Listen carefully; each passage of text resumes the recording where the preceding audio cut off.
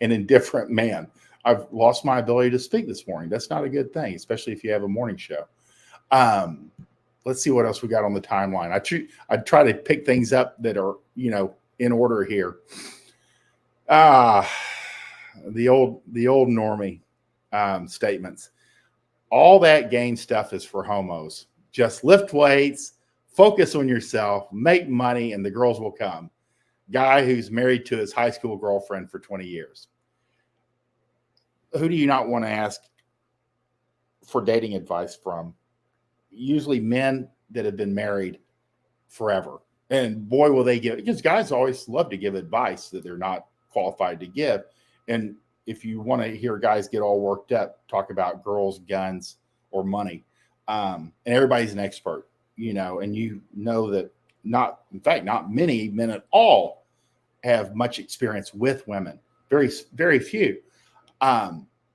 It's a real deal. I mean, just like other than Bunny, women can't give you advice on picking up women because they've never picked any up. Or if he's a guy that, has been married for 20 years, he might be best giving you advice on how to be married from 15 years to 20 years. Because even the first 5 are going to be different today than they were then. Some basic things, but you want to go with people that are experts in what you need. And for a lot of them, they don't understand how it's necessary. I mean, the days of being, right up her ass all the time and showing that you could stick with it while she pushes you away are gone. There's just so many options. Girls used to meet 2 or 3 guys that they might marry. They may date, and they would pick from one of 4, not one of 400 or 4,000 or 40,000 like there is today.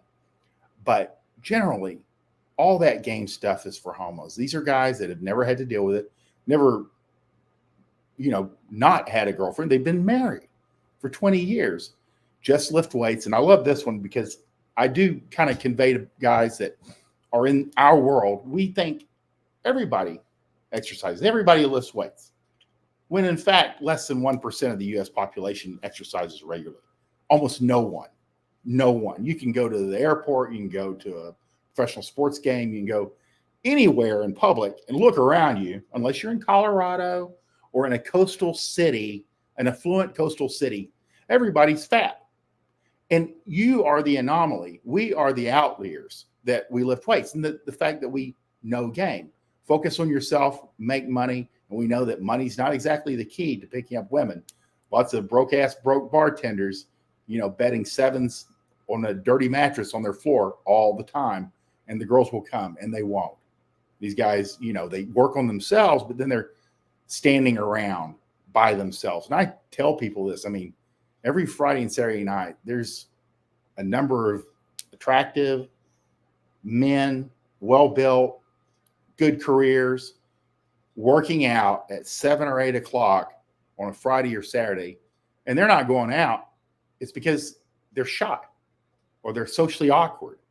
And so they have no game whatsoever. And so there's no women in their life. And then it becomes, and every couple of months that this goes by, it gets worse because they're now 19 with no women, and then 20, and then 21. And then it just gets worse because it's one of those things that just compounds itself. But you need to go to the experts. You need to go to people that know exactly how to move a girl from complete stranger to naked in your bed in a reliable system that can be replicated and that you can adjust to yourself and personalize, as opposed to asking, your brother-in-law or listening to the advice of some guy on the work site that's been married for 20 years, because this is the kind of advice they'll give you. Or they'll even give you just like, because they just enjoy getting high or getting drunk and playing video games or pursuing their hobbies. They'll say, don't get married, or you don't need a girlfriend, that kind of thing. So you just got to remember, like, what you want, finding an expert in that field is the important thing, and somebody that can adjust the view or the target to you.